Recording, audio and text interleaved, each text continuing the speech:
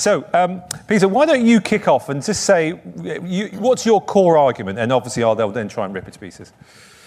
Well, I think there's a couple of things. I think the biggest one, Albert just said it then, and with the whole lending club debacle, we it's been said many times, is that retail investors are sticky. They tend not to make rash decisions. They don't really they tend, once they've made the decision, inertia, or whether it's inertia or whether it's just commitment, one of the two, but regardless, they stick with it. And I think that is, to me, the real key to, I think, what these platforms need are sticky investments. And so having the retail investor as being a big part of the platform, I think it just makes sense. We've seen what can happen, where banks at Lending Club went from, I think it was 50+% of their platform, it went to zero, basically, overnight. So, that's never going to happen with a retail investor. Yeah, just so Peter can't see, we've actually got the real-time voting going on here. So let's just see. No, you didn't move the dial there. So, okay. So let me explain my cynicism, and I should be probably more optimistic about retail investors as I write for them in the UK. Let me explain my core cynicism about why you probably should stay a million miles away from retail investors. And my core cynicism is that I don't entirely trust retail investors to behave rationally. I think you made a very fair point. They are relatively sticky. I grant you that. They are relatively sticky. But the problem is that retail investors, in my experience, and I write for many of them like you do, and they email me constantly, are very, very influenced by behavioural mechanisms. They're very influenced by scramble for yield. They're very influenced by the top headline rate. They look at something, they don't look at complexity. They literally look at it and they go, well, that top 7-8% looks really, really interesting. I really like it. And they don't bother scratching beneath the surface. Now, I'm making gross generalizations here. I accept that. Just like probably in sense you're making a generalization about all the private investors are sticky, because there are quite a lot of speculative tactical investors out there. But in gross generalization terms, I find that a lot of retail investors basically over-exaggerate, don't focus on the core fundamentals. And here's the crux of the issue. The thing that worries me, in America, when Lending Club and Prosper first came out, they always had a big retail investor dose. That's where your original blog came from. Yep. Huge, it was always a big thing. And to a lesser degree, I think it's true in the UK, there always has been private investor interest, but the institutional interest in America, UK has been always quite big, yeah. Now, the thing that worries me is that as private investors come along, they make the wrong behavioural decisions, yeah, and then what they do is that they panic the regulators, yeah. They basically pile into stuff that is inappropriate for them, yeah. The regulators then get inevitable questions and letters, yeah, from concerned investor of 26 Acacia Avenue, Tunbridge Wells, saying, I put all my money in the wrong platform, please do something about it. And then the regulators overreact. Systematically overreact, yeah, because they are, of course, subject to political pressure. So the problem with retail investors is that you end up getting money that is possibly inappropriate for you. I accept it's sticky, but fortunately it encourages all the worst behavioural traits in the investor world. Yeah, I think I'm not going to disagree with everything you said there. But I also think that, true. Like, I think the individual investor is often susceptible to react. But then let's just go back to the financial crisis, and that really wasn't. I mean, the retail investor is not the only one that is prone to react. Yeah, fair point. I don't dispute that. The hedge fund investor, the other professional investors tend to react. More, even as much or more, yeah. And their impact is dramatic. Yeah, because they move massive amounts of money, yes, like that. Exactly. And if you go back to, I would argue if you go back to the financial crisis, and obviously there's multiple things that caused it, but it wasn't really a retail investor fleeing an asset class that caused the crisis. So I think if we'd had a financial system in place that didn't that wasn't so institutional, that was more retail focused, I would argue that we wouldn't have had a financial crisis at all. It was the fact that we had all this leverage, and all these esoteric securitizations that happened and no one knew what was inside them. All of this was driven by the institutional investors and their appetite and their willingness to take such big risks. If we'd had less leverage and more of just a one-to-one retail investor type focus, I think we wouldn't have had a financial crisis. Now, that's where I see the retail investor as being critical. They don't take as bigger risks as the institutional investors. And I think that's a very interesting argument, and I've never thought about whether or not the GFC could have been avoided by private investors. I suspect my only argument, it probably wouldn't have been avoided by private investors, because actually private investors still behave in a very collective herd instinct when liquidity vanishes and mark-to-market prices come out. So a classic example here is during the Brexit sell-off in the UK, the American audience will know that we recently made the benighted decision to leave the European Union. We've heard that. Yes, exactly. A lot of the closed-end funds, which operated in the property space, had a massive sell-off, yeah? And what was interesting is that the thesis was, which I thought was always rubbish, but the thesis was amongst private investors that we leave the European Union, our commercial property market will go into meltdown. That was the thesis. And what was so interesting is that these were closed-end fund vehicles, REITs, yeah? Okay, so an alternative asset class, not the same asset class, alternative one. And what interestingly happened during this week or two of panic was that basically all of the retail investors sold en masse. Yeah, they just sold their shares. Yeah, the mark-to-market appeared in a discount. Yeah, and the discount just went whoosh, and so you had very respectable REITs, real estate investment trusts, suddenly operating on 25-30% discounts out of nowhere. Yeah, and now they've come back, they've bounced back because we've all realised that we'll live and that kind of stuff. But interesting enough, it was the professional capital that stayed. Yeah. Now, I think that behaviour has been borne out time and time again in private markets, that actually private investors operate as a herd.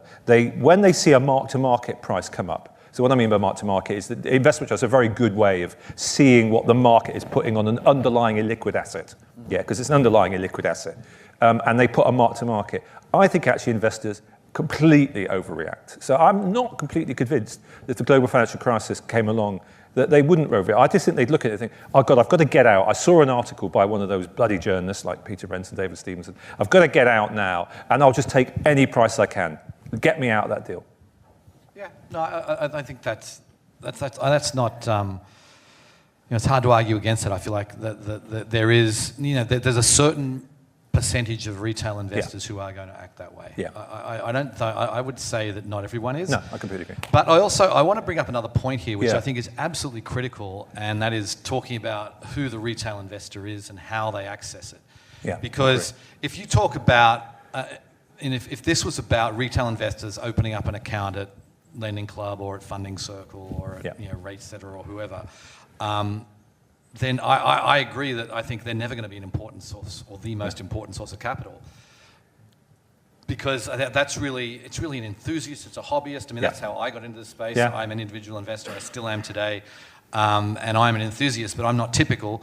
Most people that I speak to, they don't want to open up an account. They all want an 8% return. Yes, absolutely. Scramble for yield's not going anywhere. Exactly.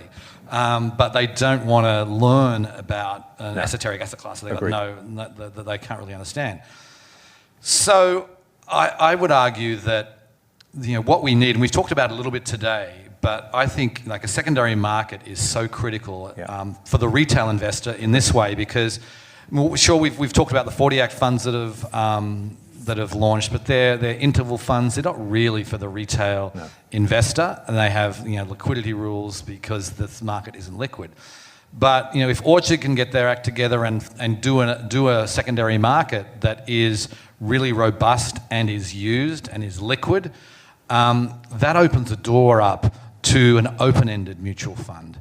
And the reality is that majority of people invest through managed vehicles. Like most people invest in a mutual fund with investing in the stock market through a mutual fund rather than owning individual stocks. And we haven't tapped that at all. There is $0 in this country. The UK have the listed funds. But in this country, there are $0 invested in this industry through a mutual fund that is a fully, an open-ended mutual fund. Now, I would argue if in 5 years' time, that number could easily be 50%. I would even argue it could be 75% of money invested could be through an open-ended mutual fund if you do have liquidity, because the reality is, if you want to invest, if you can just go on to your, when you get your Fidelity, you sign up for a job, you put you sign up for the 401k, and you see, do you want your target date mutual fund? Do you want your equities? Do you want bonds or whatever? If you had an option in there to say, let me give my fixed, consumer credit or small business credit, and you say this is like a 7% return or whatever it is, you're going to see a flood of assets coming in. And I think that's where we're going to, I think it's so important. And I also think you're going to see all these other, managers will suddenly allocate, let's allocate 2 or 3 or 4% of our assets to this asset class, because we've got a way you can do an ETF or an open-ended mutual fund. And that, again, there is so much money held in these mutual funds today that I think the flood of assets, once we get several open-ended mutual funds, I think we'll have never seen anything like it in this country. And I think there will be a way where I think it will become the most important source of capital. Okay, so what I thought I'd do is take each of the kind of individual ways of intermediating private investor interest into the space. So let's deal with the pooled mutual funds route first. Again, I think that I am severely worried there about whether or not an open-ended mutual fund vehicle can work. And again, interesting, I'll go back to my example of Brexit. So when Brexit happened in the UK, we had open-ended mutual fund vehicles in property, another illiquid asset class. Now, as a journalist who writes for lots of people like the FT and Investment Week in Britain, I've always been saying you're crazy to invest in an illiquid asset class in a liquid vehicle. Yeah, it's just bonkers. Just go and invest in an investment trust. It's a much simpler way of doing it. Because fundamentally, because of the herd-like behaviour, they're unable to match up the demand. So what happened during Brexit? I mentioned the investment trusts had big discounts. Interestingly, what happened to the property funds is they had to stop them. They had to physically close them. And they had to put huge redemption fees on to literally stop people doing stuff.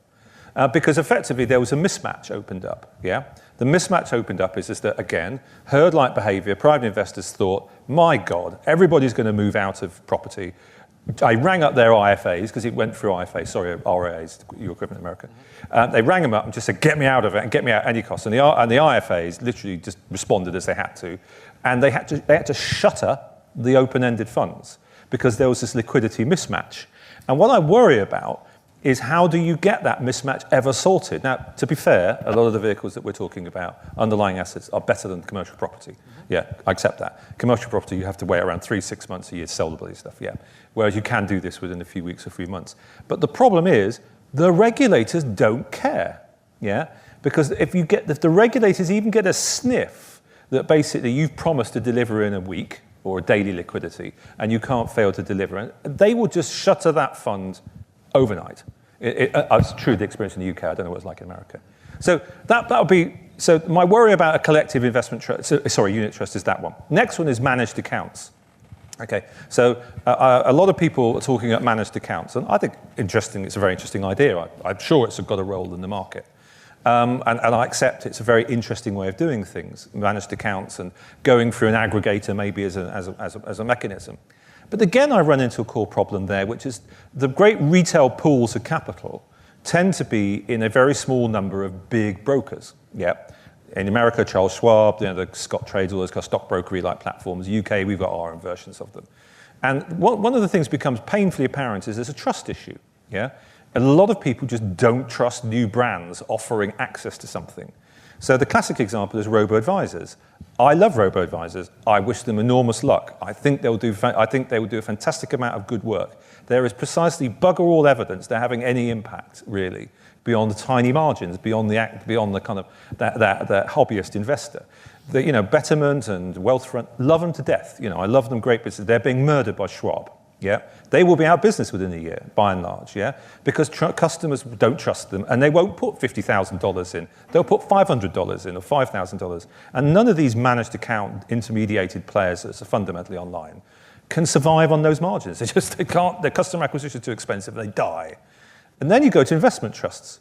I love investment trusts. I love writing about them. I accept the vehicle structure of them. I'm non-exec director on one of them. I understand what goes on with them. The problem they have is that they quite frequently open to big discounts. And then you effectively have to explain to the poor old private investor that you think you're buying in for £1's worth of assets, yeah, but actually the market's only willing to price at 80p. And again, a lot of private investors, we're generalizing, both of us, I accept that, just can't get their heads around it. They don't understand it, yeah? So almost systematically, where I look at it, every single form of retail client acquisition is either problematic, expensive, or regulatorily dangerous.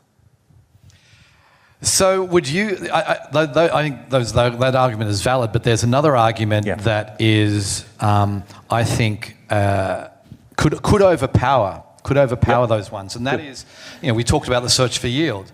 I mean, I did a little bit of research on the plane over here and looking at the numbers, and there is, as of I think it was Q1 of this year, there was just over $12 trillion in IRA accounts and in 401k accounts. That is individual investor money. Huge numbers. Yeah, $12 trillion.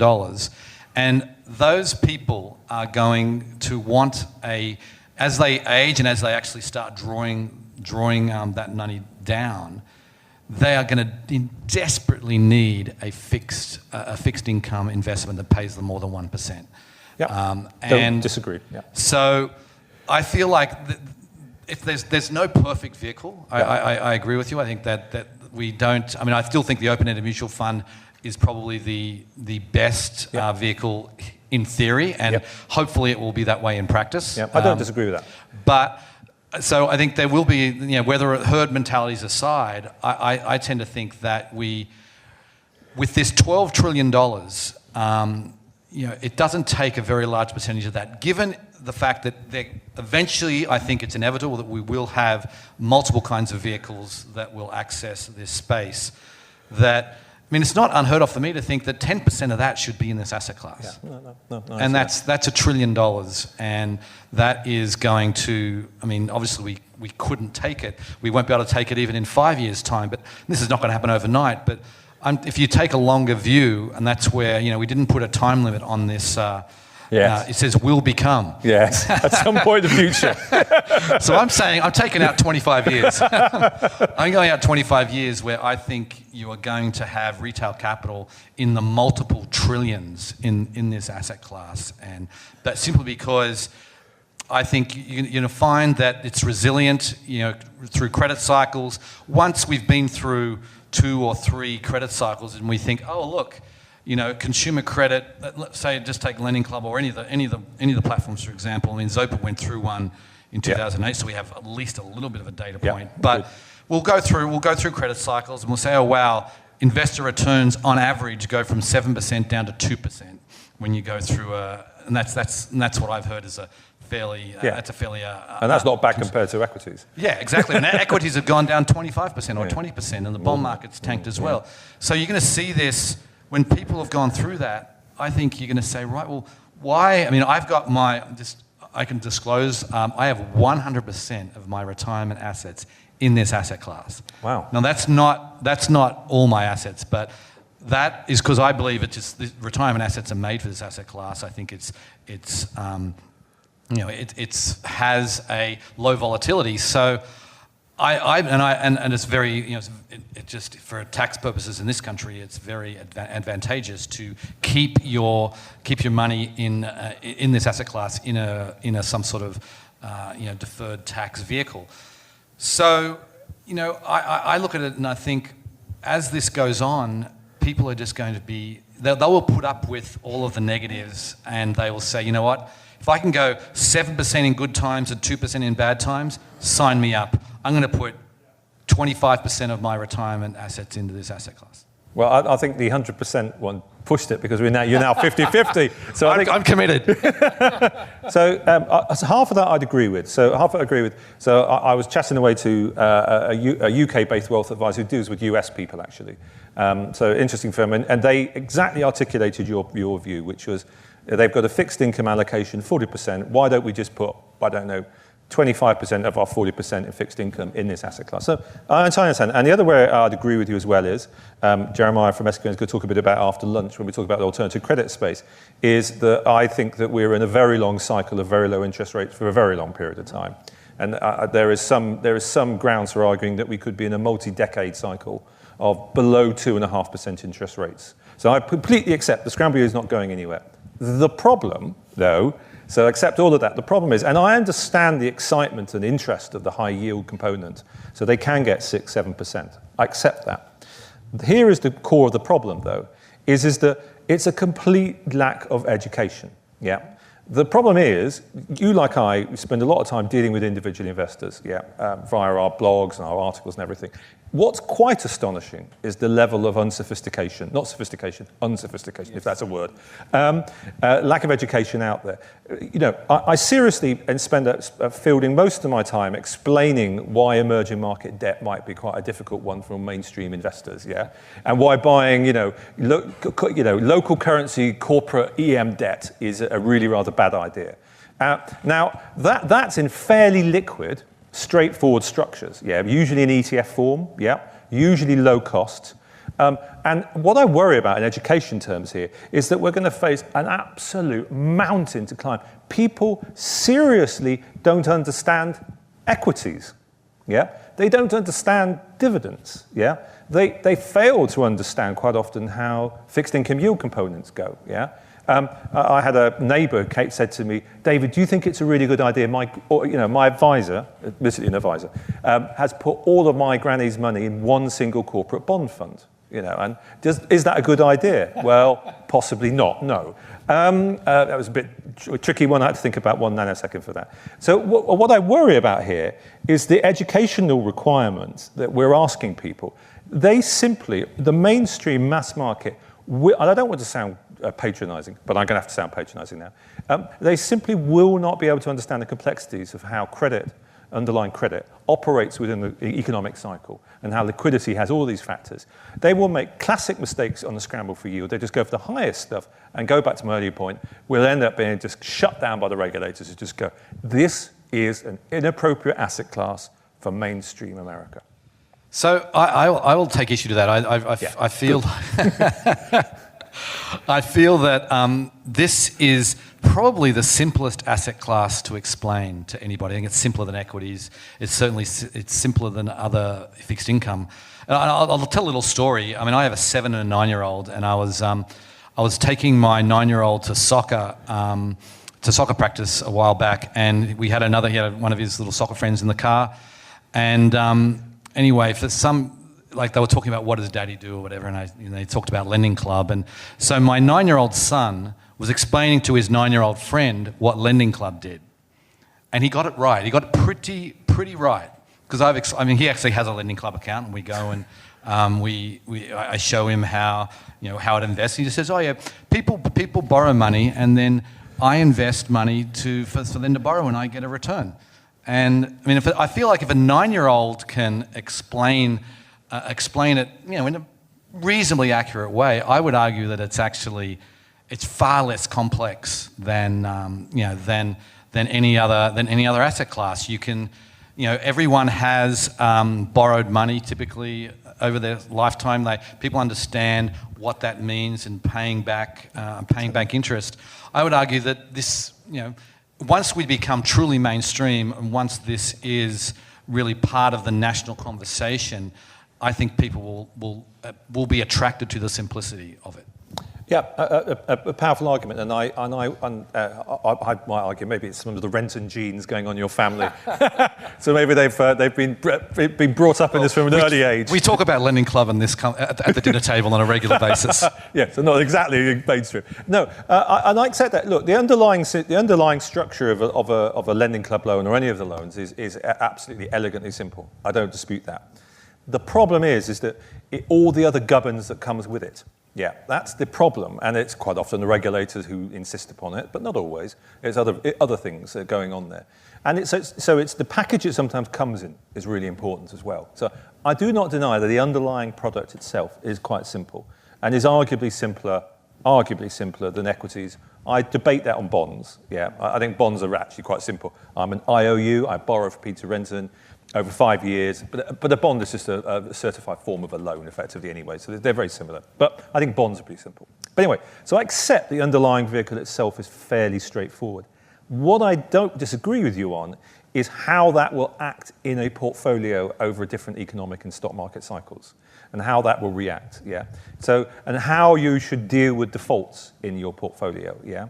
So those rates of return will vary over a cycle. Yeah.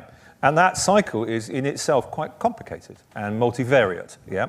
And the problem is that will affect the price at which somebody gets into it, yeah? So classically, what happens is, going to herd-like behavior, is that people frequently chase quality-like assets, yeah, okay, which look as though they pay a quality rate, they overbid for them, push the yield down, and then that yield effectively is underpricing risk, and then the thing blows up, yeah? That's a classic model for many credit-based assets, yeah? And what I worry is that people don't really understand how this kind of stuff works. And they don't understand how it correlates with economic cycles. And then they will probably buy at the wrong point. Why do I say that? Because every other piece of behavioral evidence in, for instance, equities and bonds tells us that. People always market time badly. So if they put a little in every month, yeah, I think your argument stands, yeah? And journalists like ourselves spend all our time saying, you know, put money in, dollar average, don't we? We always say dollar average every month, put a bit of money in, so you're not buying at one market timing. That isn't what people do, yeah? What they actually do is they read some headline rate, or whatever it is, they pile in, they misprice an asset, and it blows up, yeah? And then you have this volatility in the cycle, which we could start to see in this asset class. Could see big volatility. So what I worry about is, I understand the underlying vehicle itself is straightforward and simple, and I accept that. What I worry about is the way it's structured, and then the way that people invest in it, yeah, the vehicles they use, the structures they use, the way in which they do it, and the periodicity and the frequency they do it. People aren't very good at that. They get it wrong a lot of the time. And then it goes back to my earlier point, when they get it wrong, they just ring up their regulator, or they ring up their local senator or representative or MP and complain. Yeah, and then a newspaper article comes out about it, and they shut it down. So we go through this horrendous cycle of something that was elementally simple becomes more complicated, and then blows up, and then they shut it down. Yeah, I mean, I think by definition, when you've got, you know, when you're putting together some sort of pooled asset, by definition, it has to be more complicated. Completely, because yeah, you've got to have liquidity, you've got to have all kinds of other, you've just got to basically have safeguards in place. So, yeah, I mean, it's a fair point. I think we're going to have to. You know, the only thing I would argue is, I mean, if people are really focused on trading these assets, and this is where I feel like these have got to be positioned as not really tradable, or not really speculative assets. Yeah, not speculative assets. Because if you can say, right, good times 7%, bad times 2%, it's really, there's not really much point in timing anything. No, I agree. Where that's and concerned. there isn't. Yeah. There is no. So it's that's sort of got to be the message. And again, it's going to come down to education. I think we're going to have it's an uphill battle, because for the most part, I mean, it's always astounding to me. I'm sure it's astounding to you. Most people aren't interested in learning about money. No, they're not. They're not. But in America, slightly more than Britain, actually. No, seriously though, we always joke in the UK that you can go and talk to a taxi driver in America, in New York, and they'll probably tell you about their ETFs. Yeah, talk to a taxi driver in the UK, they'll probably tell you why they think that the Prime Minister should be shot, and they won't talk to you about money. But I think I'm not disagreeing with you, but the issue then becomes, I think it's a challenge to the platforms here, who are here, is, and it's true for a lot of other investment forms, so is that you have to design retail products that are easy to use and can facilitate that long-term investment.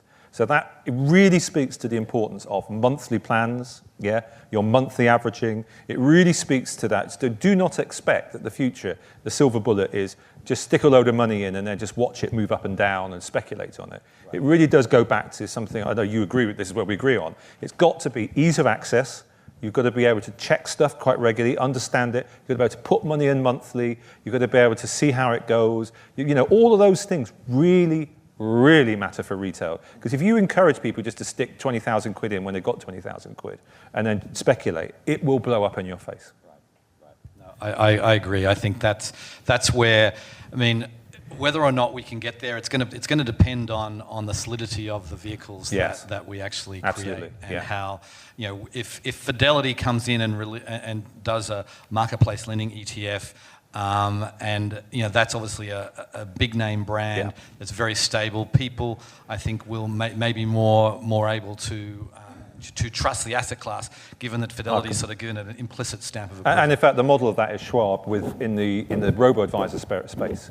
You know, that Schwab's robo-advice proposition is demolishing loads of other people simply because everyone knows it. And they've built years of customer interfaces and making it simple and putting money in monthly. So I completely agree on that. Okay, right, we've run out of time, and we've basically got the vote in, and the result is, oh dear, you won, David. Yeah. I actually call it a moral victory because if I had 100 retail investors in here, maybe I would have won. But, absolutely. It's skewed to institutional, so I'm going to call it a moral victory. And I did pay all my Op 5 people at least 10 quid each to vote. Right, thank you very much, and thank you very much, Peter. Okay, thanks, David. Pleasure.